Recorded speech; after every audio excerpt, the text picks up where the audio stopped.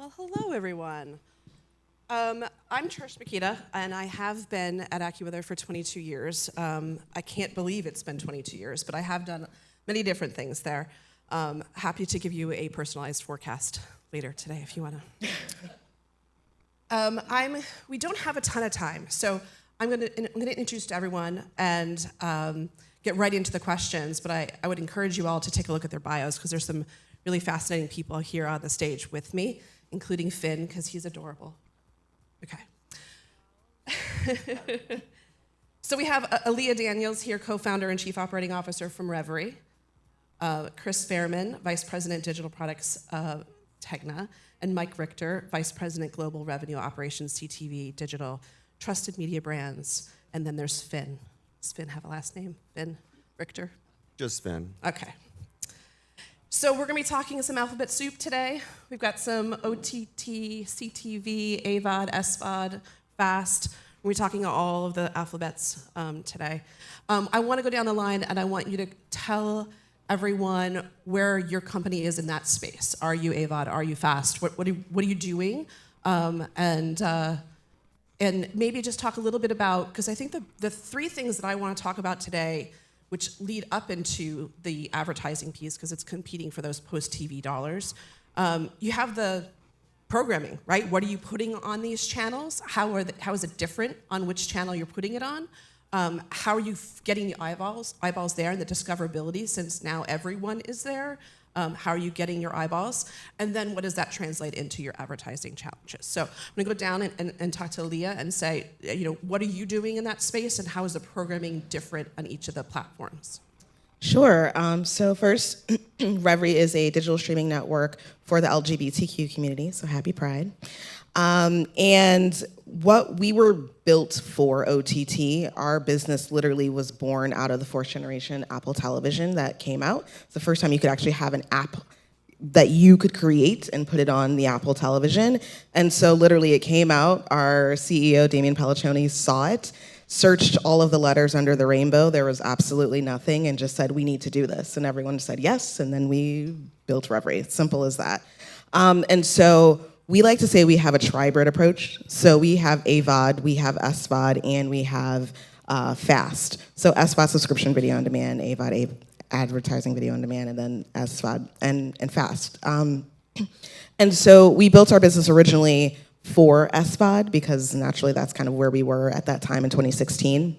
2017, we launched our first ever FAST channel and AVOD. And then year over year, we've just added more and more channels. And by 2019, we really sort of doubled down around that because kind of to the point, we noticed just naturally, inherently ourselves, that decision fatigue is real.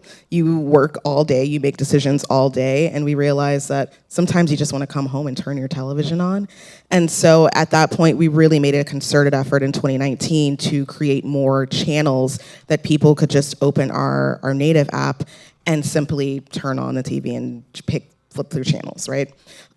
Since we launched our first channel in 2017, we've had about 59 different channels with 38 different partners that we've launched, and we have multiple channels. So to your point around what goes on our channels, we have 3 sort of general entertainment channels that are based on territory. So we have a US channel, a North America channel, and a global channel. And then we also have Revry News, Revry Her, which is a queer women's focused channel. We have Revry Latinx, which is all Spanish language. We have Revry Brazil, which is all Portuguese, and a couple more channels that'll be popping up. And then we also have a pop-up channel every October for our festival that we do, QueerX. Chris, how about you? Yeah, hello everyone. So TEGNA's complex, right? So I'll quickly explain and then focus in a little bit. So TEGNA owns 64 TV stations in 51 markets, so traditional broadcast TV. We also own a couple multicast channels, True Crime Network, Quest, and Twist. True Crime Network, Quest, and Twist we've taken digital with streaming apps. It's pure AVOD, so not as interesting as the TV station for this subject right here and today. And so we, about 10 months ago, launched streaming apps for all of our TV stations around the country. And really what we're doing now and what's most interesting is changing the content and changing our content teams, and really a mind shift within our content teams to develop content for a streaming audience, right? And that streaming audience could be a pure play streaming audience, a cord cutter, cord never, or it could be co-viewing experiences, audiences that are viewing our broadcast channels as well as going on our streaming apps for more in-depth coverage, right? And so taking a traditional media brand, a traditional news media brand, and really changing the content teams and changing that mind shift of the content teams to be producing that content for a streaming audience, which is really interesting, right? So what that means is you could be doing more in-depth pieces. We could be doing passion topics. We can just the concept of you can be live anytime you want, 24/7, versus being constrained by traditional broadcast TV time limits, right? And so that's a huge mind shift for a traditional newsroom and traditional content team that is out there producing news broadcasts. Doing a lot of things with weather, around extended forecasts, education pieces, etc. Mike, how about you? Yeah, so trusted media brands, for those of us in here that know them from a long time ago, they've been around for a long time, right? Reader's Digest has been around for over 100 years. Family Handyman's been around for over 70 years. And I'm sure you're wondering, why the hell am I up here talking about CTV? So back in August, TMB acquired Jukin Media, which is one of the reasons I came over to TMB through Jukin. And Jukin started a really strong CTV product along with its social product over the past 4 years. We grew to delivering over 4 different FAST and AVOD channels and apps across more than, I want to say, 15 to 20 different platform and services in more than 25 countries around the world. And that happened starting late 2018 and really blew up around 2019 and, of course, 2020. Now, with the acquisition of TMB, TMB's plan, of course, is to double down in further social and CTV growth. So we have already launched 3 of TMB brands, legacy brands, so Reader's Digest, Family Handyman, and Taste of Home apps are across all Roku and Amazon, and you name it, it's on a device from an O&O app. And we have plans to bring some of these brands and other brands to CTV, along with the 4 Jukin brands, legacy brands that are already up there. We are not stopping and launching, and we are continuing to grow to billions of minutes as we are already delivering every year. And it's honestly, it's funny. We talk about CTV, and I think everybody here has heard it's the year of CTV in 2015, 16, 17, 18, 19, 20. I'm sure we just keep saying that, right? But what's really interesting, I'm glad that we're up here talking about this too, is the fact that it's the year of CTV advertising. Finally, we are really shifting. And it does feel like it's a little stunted. I know we're going to talk about that too, but it's exciting. That's one of the reasons why all 3 of us, or all 4 of us, are here talking too, is we're not stopping this growth. Whether we are a younger brand like Revry, or we're going to a 100-year-old brand like Reader's Digest. I 100% attended a conference in 2015. That was titled The Year of CTV. I'm positive I did out in California. Okay, I want to stay with you, Mike. So just here with the 3 of you, you talked about how many channels you launched. How many channels do you have? How many channels do you have? That's just the 3 of you, right? Like, you all talked about having tens of channels, right? Or hundreds. Are you in the hundreds now? I mean, if you classify every single app and every single country and every single distribution point, I'm sure we're close to that, yeah. Okay, so discoverability, that's a lot of options just with the 3 of you. How are you, I just want to get into discoverability real fast before we go into advertising. How are you attracting the right eyeballs to the right channels? So there's different ways, right? So CTV distribution started with the idea of the great diversification back in around 2015. Everybody just started to go into AVOD or SVOD apps. Remember when everyone said AVOD would never become a thing? We would never see advertising become, succeed over subscriptions? Well, now it is, thankfully, right? And so when CTV was really starting, everybody was going into their own individual apps, and that's where consumers were driving us as publishers to do. And now we are being driven further into more of a unification process through these FAST platforms. To Alia's point about passive viewing or just wanting to turn on the TV and not make a decision, that's where a lot of discoverability is taking place. You are no longer having to decide to switch to your Roku, because you can go straight into your native apps on Samsung or LG or Vizio per se. And it's made access so much easier. Now, I don't know how many of you here know, but back in 2018, I believe, over 80% of all TV sold in the world were connected. Can you believe that? That long ago? And so now it's almost 100, if not definitely 100. Everything is connected to the internet. So the ease of accessing content helps with discoverability. It's still a problem. It's still an issue. We are all fighting for eyes. Owned and operated apps, while every publisher, look, we have a strong strategy behind it. It's not an easy arena anymore. It used to be slightly easier, but it's very crowded. Can anybody take a guess how many apps are on Roku today? Over 14,000 different apps are on Roku. 14,000. That's a lot. And and now, mind you, there's over 50 million households that have Roku devices, but still, that's still a lot of competing space. And one of the things that I think this industry still needs to discover, honestly, no pun intended, is a discoverability feature that truly does work at scale, and that's not just stuck inside of a walled garden. Yeah. So I want Chris to answer this question. How are you converting your traditional news watchers to then watch on streaming? Sure, yeah, and answering the first question as well, so we have 55 apps, right? 51 of them being traditional news brands around the country and the DMAs. Discoverability, we really do break it down into the audiences of we have audiences that are traditional broadcast viewers, right? Then we also have cord cutters and cord nevers, right? And the time shifting experience of consumers where they have no concept. I always say my daughter has no concept of if you want to watch something, you have to sit down and plan your day and plan it around the time and day that you want to watch it. And they'll never have that concept, right? So we break it down into that. So cord cutters and cord nevers, there's a group of them that are trying to discover our content around the traditional news content pieces that you need to understand and know and have a connection to in your community. That's weather and sports, right? If you're in a place like Nashville that has tornadic weather, you're going to need to have local coverage, when there is a severe weather threat.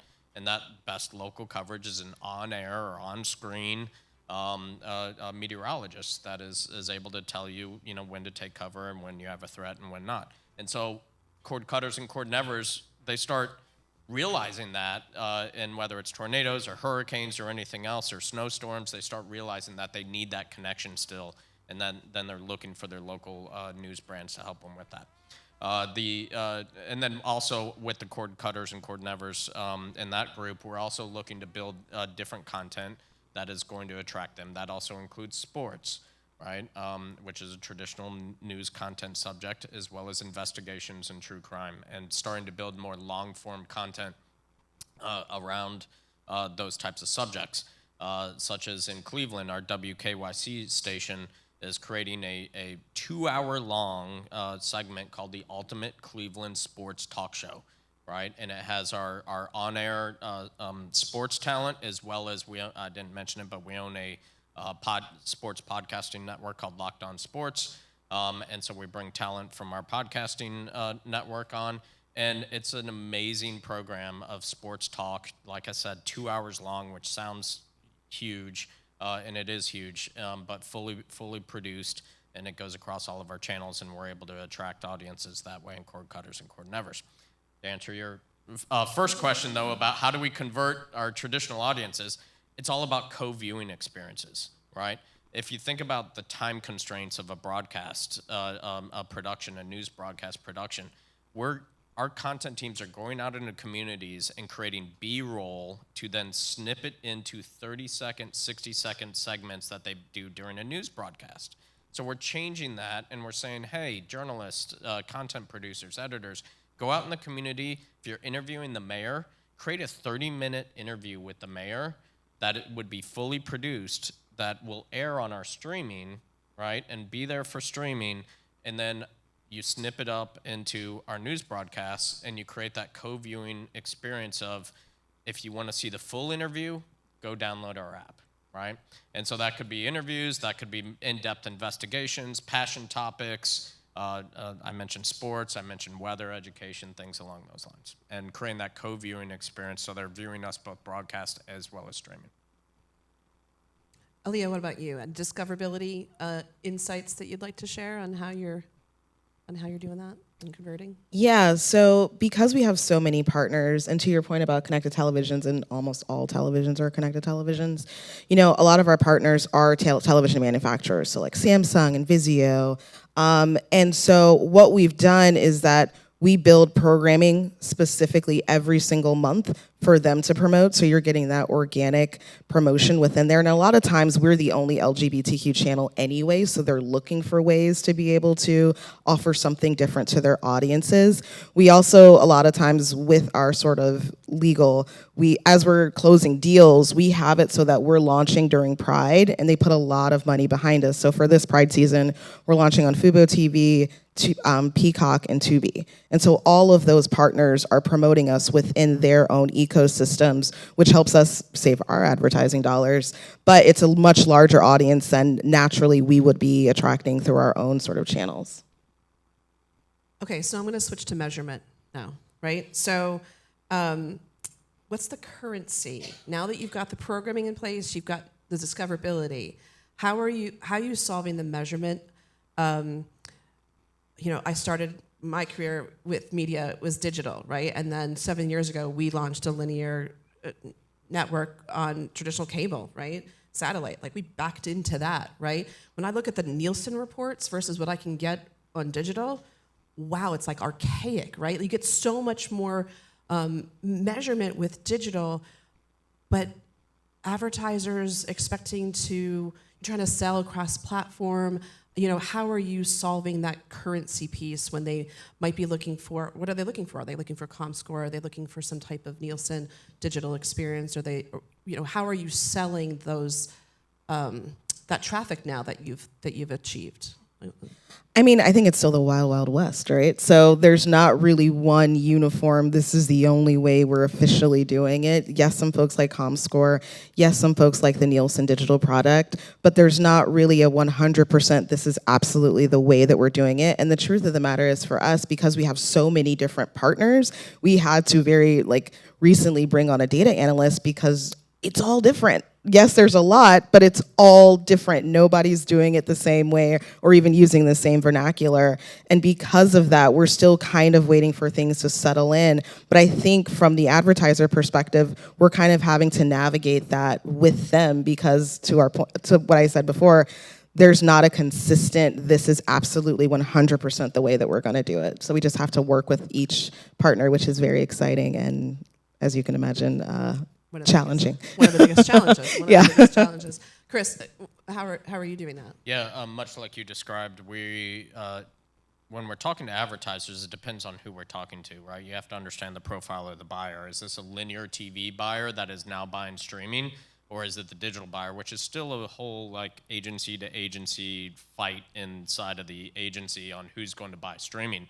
And we even watch linear buyers even hide that they're doing streaming so their digital components don't realize that they are, which is pretty funny. And so you have to tailor the proposal and the currency to who's buying it.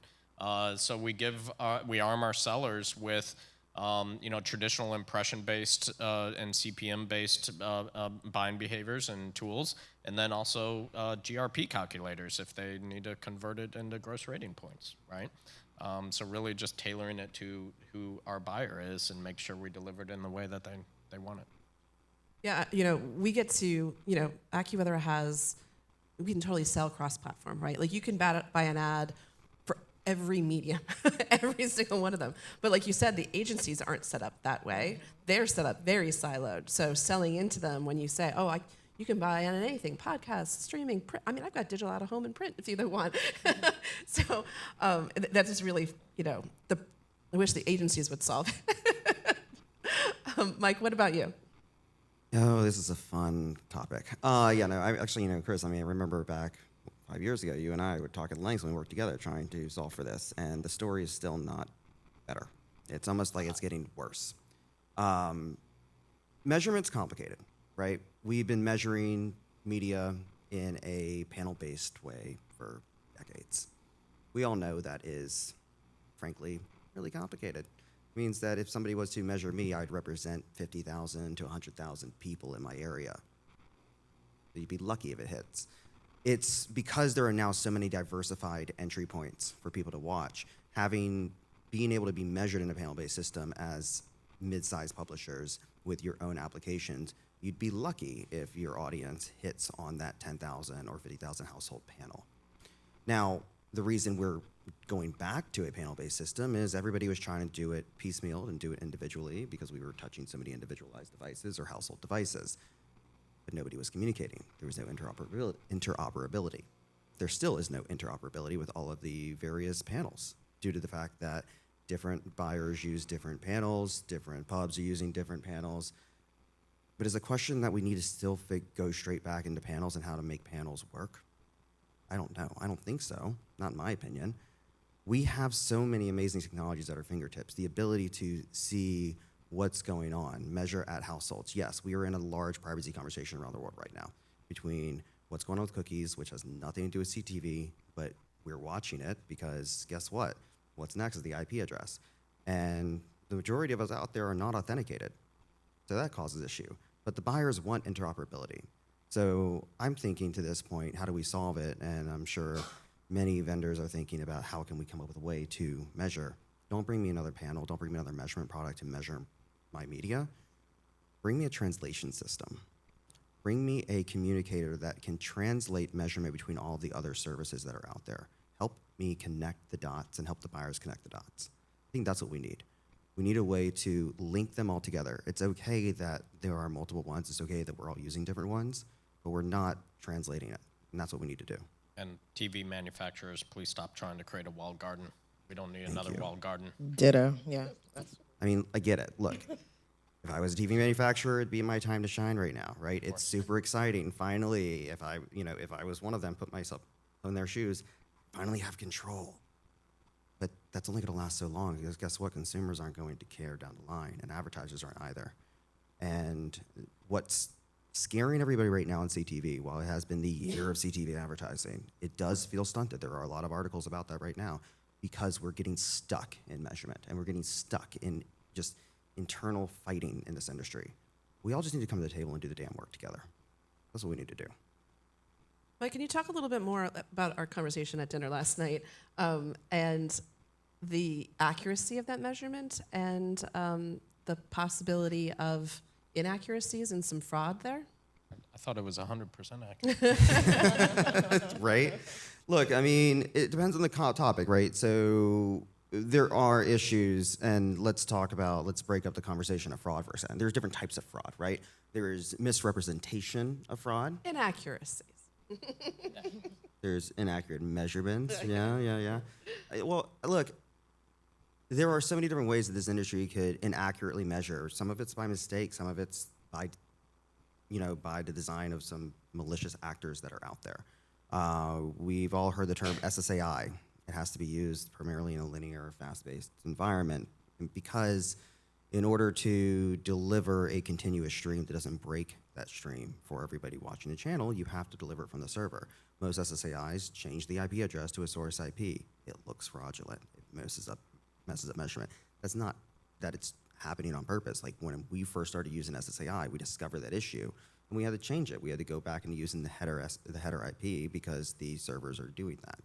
So that can cause some inaccuracies because the primary point of measurement today, if you're not using an authenticated pathway, is pixelating from the IP and device ID and the UA. And you're triangulating from that and creating device graphs off of that. But, measurement inaccuracies we're continuing to solve as we create more technologies. But the problem is as newer services or newer developments are happening in this space, we're losing the trust of buyers right now because of the other side of that fraud conversation, and that's the misrepresentation side. And I think that's something we should spend some time on that we talked about last night. There are so many players out there that, and I say players, I mean buy side, that are buying inventory as a reseller from an exchange. Then they're mapping it to another reseller, masking that bundle into their own bundle, and then sending it to another exchange, and then wrapping it again. So the buy side has no clue what's real. And our SSP partners are fantastic, but they're having trouble identifying how to do this in an automated fashion. Having trouble to identify how to do this work to solve for it. And we need some sort of an oversight to say, guess what? If you're building a reselling system out of your mom's basement, you're not allowed to buy from me, and we need to block them. We have to be okay to say no to these resellers, and not all resellers are bad. I have some fantastic ones that help me reach great audience, great advertisers. But it's the ones that I don't know that are going to my other exchange partners and showing bundles that have my inventory within those bundles, and I've never heard of them, or the people representing them, or the people representing them. So we do have to challenge our sell side and our buy side to start asking the hard questions. Who are you working with? Show me the paperwork. Show me the references. And be willing to turn down money from people that are shady. Thank you for that.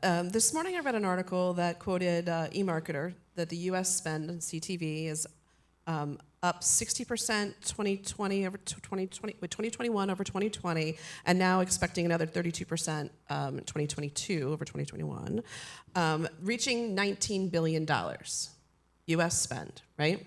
So tell me, how have you gotten the advertisers to throw money at you? Where are you finding your success? And I know we had a great conversation when we had a pre-call about this, and I can't wait to hear Alia talk about where she's finding success in the advertising space.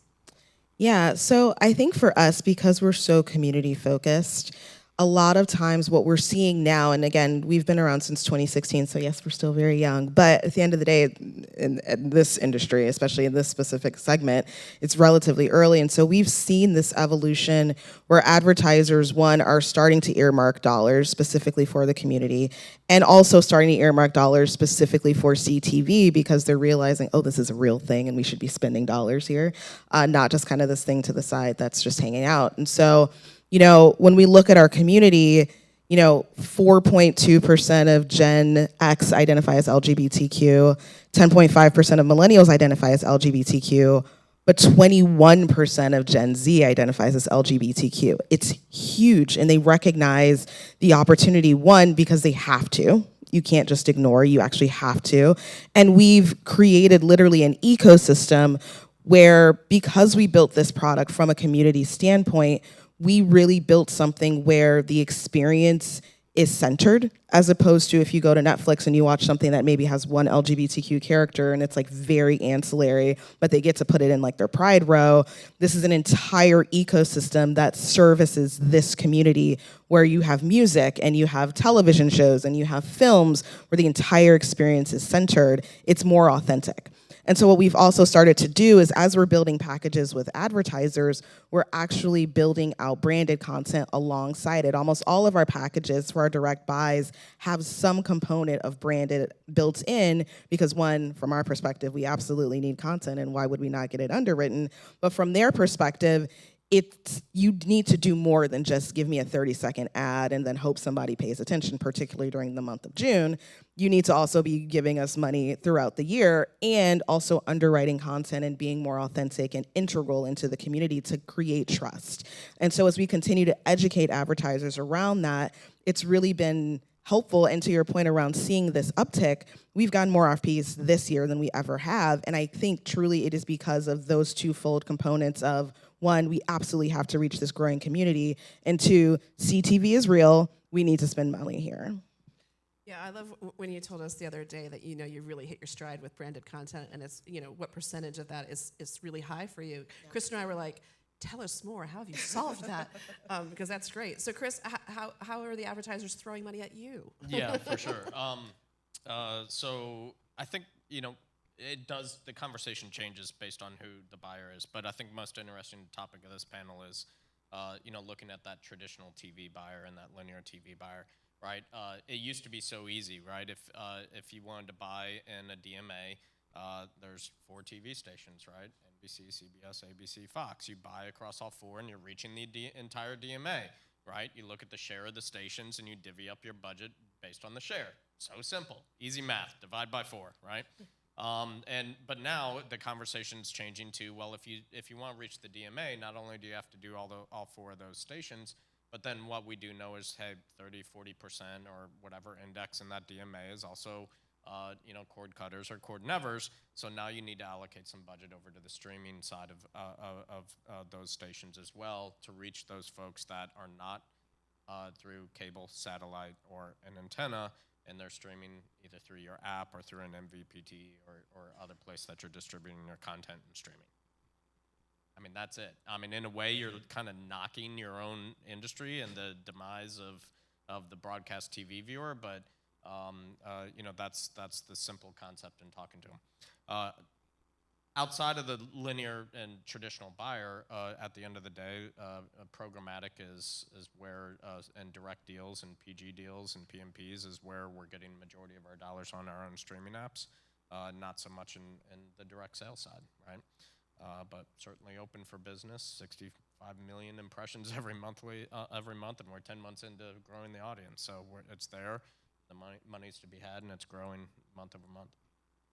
Yeah, but there's so much more precise targeting and data in that CTV programmatic than there is in linear, and yet the pricing still doesn't follow that. So I'm hoping that, the eyeballs follow, the dollars will follow, and that will correct itself. But I mean, it's still the case, right?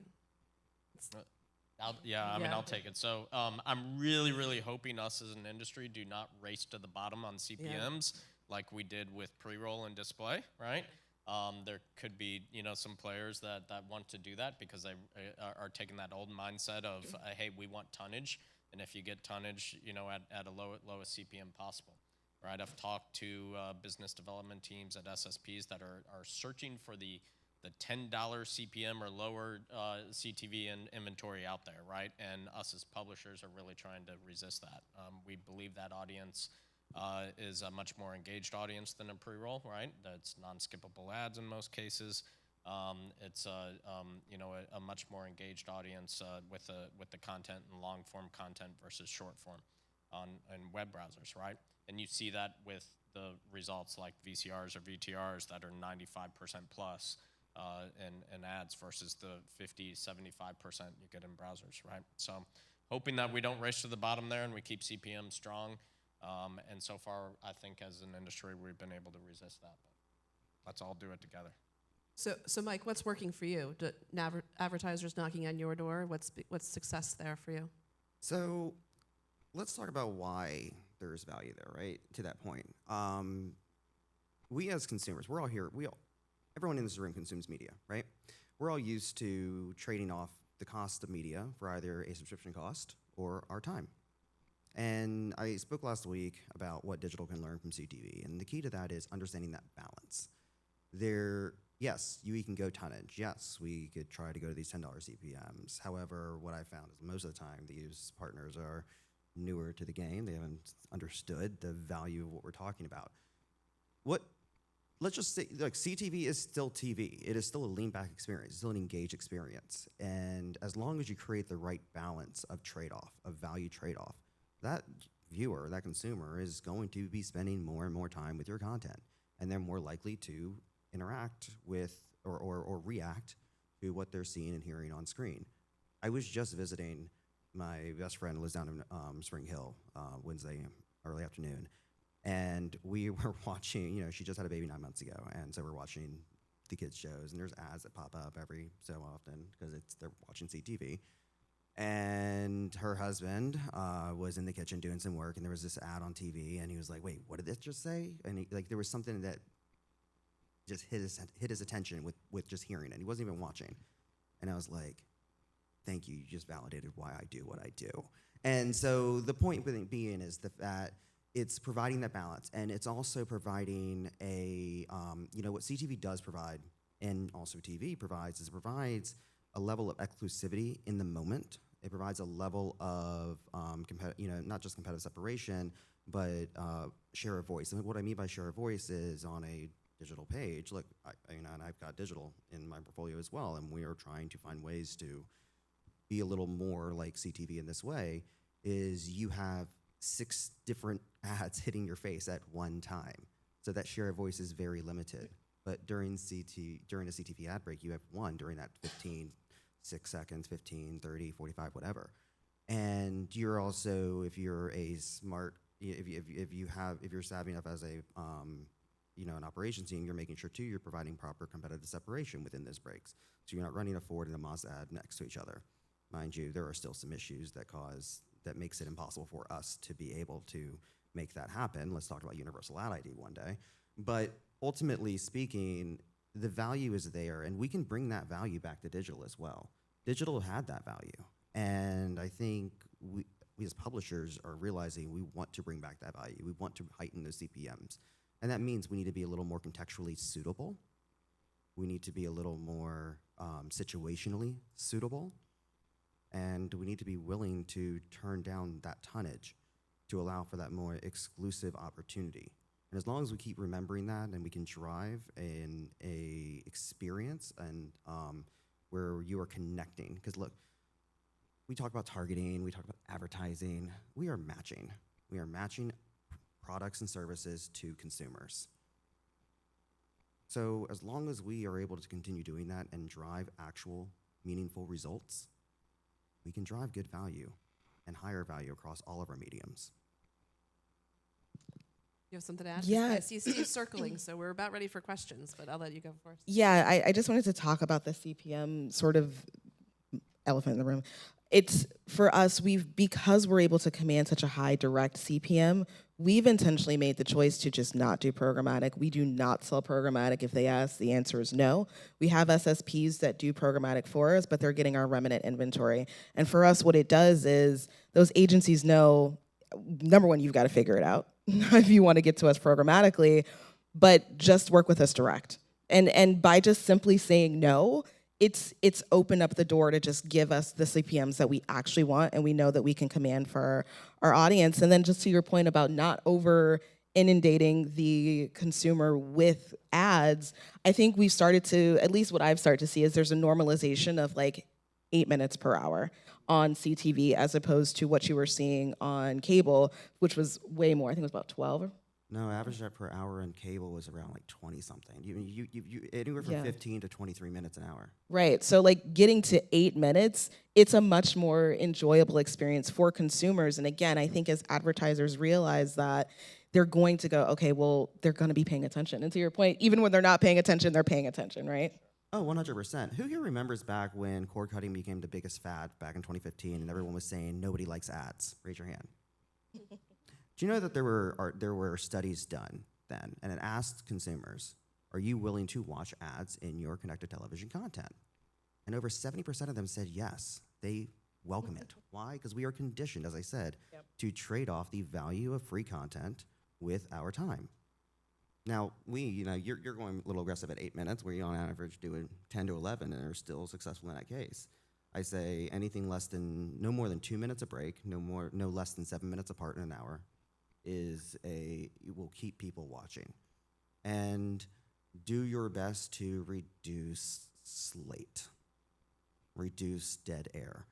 Call up a product like Origin, for example, and check out their slate product where they're offering more connective opportunities when you have some dead air, because it's likely to happen. But find creative ways to still deliver some sort of content in those few seconds of time that you need to wait till you get back from the break. Okay, thank you so much. Steve, questions? Have any questions for the panel? Okay. Hey guys. Oh, Richard Marquez, Rev Content. I think, Mike, you probably just covered this with that phrase dead air, but Chris, you were talking about avoiding a CPM race to the bottom. I watch streaming through ESPN's app a lot, live sports, and I often see this, back to your regularly scheduled programming sort of, and sometimes it feels like for multiple minutes it's just sitting there. Presumably, with my smooth brain, I don't understand this world as well as you guys do. I'm not as close to it. Is that sort of a technical glitch that's happening? Is that a lack of sort of ad fill and demand? It feels like it's just an opportunity for remnant. Can you sort of explain how that exists? First, are you watching via VPN to get the blackout games? Kidding, because that would be a reason. I mean, at the end of the day, it could be a variety of things, right?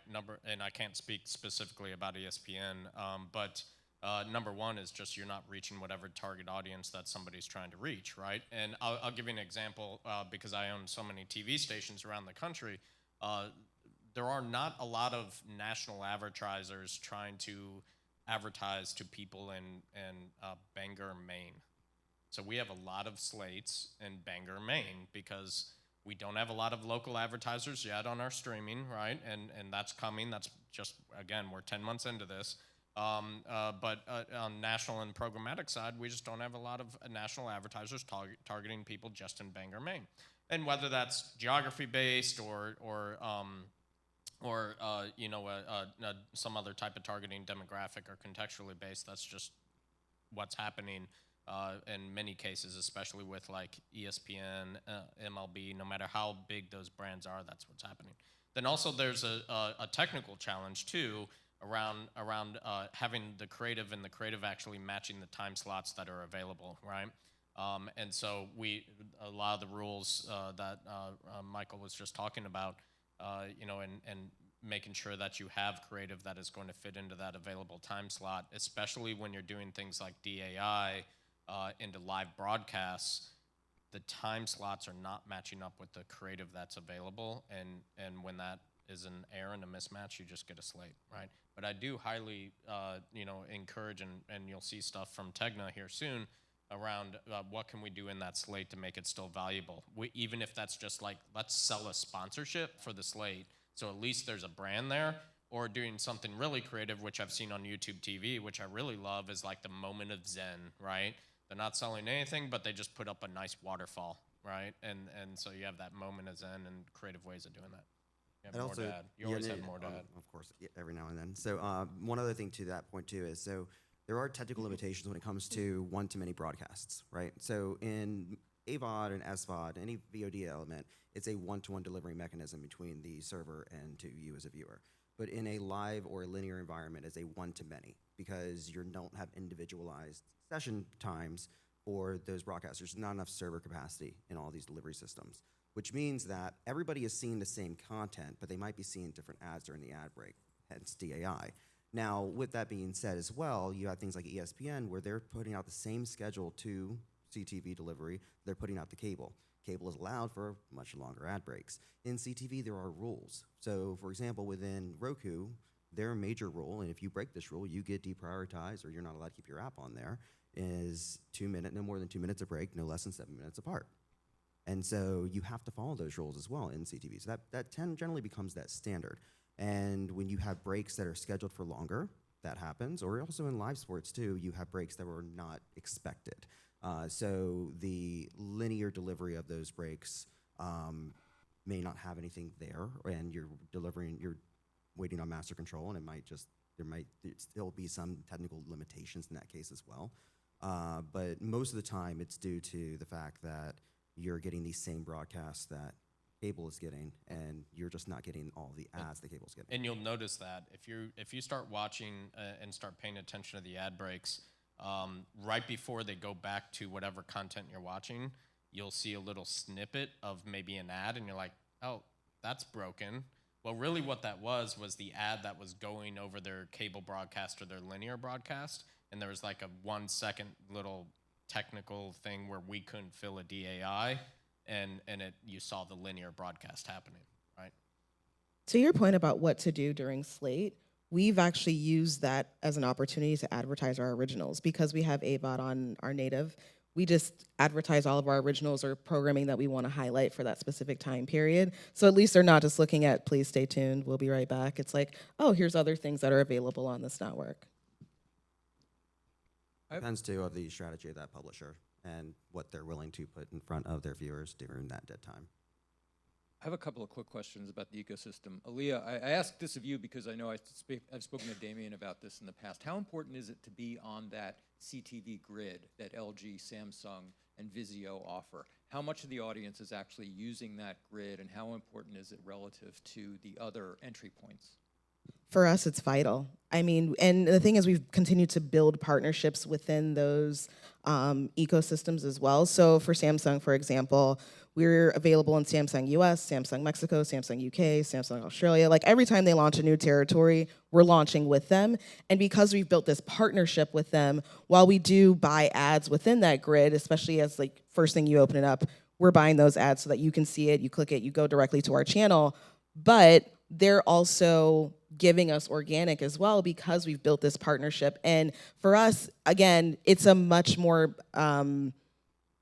a larger audience than what we naturally would be reaching. So it's really created a lot more folks to, one, understand what Revry is, and we're always looking at it from a funnel system. Our channels are just sort of a lot of people's entry point, and it's a much easier way for us to do that. So CTV is by far the most important thing for us. No, I'm sorry, go ahead. I was just also going to say, too, I mean, look, Samsung represents, I want to say, 37 to 40% of all TV distribution. LG is somewhere in the 15 to 20% range. Vizio is just below that. So between the three of those, that's the majority of the space. And by them creating that native experience, and if for those of us that have any of those TV brands, you've noticed that the UI is constantly changing, and it's constantly shifting to trying to get you to go to their channel-based system. Like, I have a Samsung TV, and every time that I accidentally exit out of one of my apps or exit out of one of my inputs, it takes me right back to Samsung TV Plus, and it takes me back usually to Pet Collective because Or you I put turn that on off for TV Finn. Plus, and then all of a sudden it's turned back on. Exactly, yeah. And next thing you know, Finn's like, whoa, where's that dog coming from? Because, again, I turn on Pet Collective because he loves watching that during the day with me. And so, but to that point, you know, it's going where those viewers are. Roku is trying to find ways to diversify, right? I To want that to go point. back. I want to go back to Trish's first question about discoverability, because when I checked in with all of you guys, with not you personally, but a lot of the content providers on OTT just several years ago, part of the business equation was you needed really to spend media to drive discovery. That you really needed either to barter media or you really needed to spend to drive those eyeballs. Is that still true? And when you're thinking about the overall bottom line for the profitability of these ventures, how much are you needing to invest, and how much a part of that is having to buy media to drive eyeballs? You absolutely have to. There's new channels launching every single day. So in order to keep it fresh and keep yourself in front of all of these audience, you're going to have to buy media. Now, how much just depends on, I mean, what your budget is, obviously, but also what makes sense for what you're doing. What ad units make sense? And for us, we started out with a spend. We kind of figured out, okay, this ad unit doesn't really work. This ad unit does work. And then June, Pride, hello. We're spending a lot more to get those eyeballs on our channel. But again, so is Samsung, because they want to keep people there. And again, we're their LGBTQ channel, so they're wanting to make sure that they're, taking advantage of this opportunity as well. But in a sustainable way? Yeah. I mean, can you maintain the spend that's necessary at this point in the morass of discoverability for long-term sustainability as a business? Yeah, you absolutely have to. Yes. I think, one, I'm envious of the niche aspect of Revry in this sense. It has become vastly more competitive for more, for especially like the lifestyle space that we're in. Much more competitive and much more expensive, and the return has been diminishing in the cost that it for discoverability in that sense, due to the fact that there are new apps, there are new channels, we are trying to grab all these viewers. So we have to also think about ways to break that model as well. How can we find eyes, instead of trying to find eyes that are already in CTV, how can we find eyes that are in a different device and bring them to it in a much quicker fashion? I actually like to follow up on that. And so when you're doing ad spend on it, is it on platform, or is it on other platforms to drive to that programming? So what mix is that for you? Where are those ads living? Yeah, so a lot of our ads are on CTV in the platform. We also obviously do social. We partner with our partners to help push to them, because at the end of the day, we're pushing to their platform, so they have an incentive for that as well. But for us, it's a combination of social and in-platform. Same. I mean, we're advertising all over the place. I mean, also too, with the new unification of our two companies, we have these amazing websites with millions of viewers a month that we are starting to bring the content into and try to cross-reference that into our CTV products. Chris, you have linear, and I you was have, going you to have, reference you it. have So the best of all possible worlds. I think we're all lucky that we have web audiences, right? That we can certainly advertise and eat our own dog food, if you will, and use our own audiences that we reach. On the linear side, right, we're really lucky because we reach 40% of households in the U.S. over our broadcast, right? And we're trying to produce that co-viewing experience. But at the same time, again, thinking about the different audiences of co-viewing experience versus cord cutters, cord nevers, we do have to reach the cord cutters, cord nevers.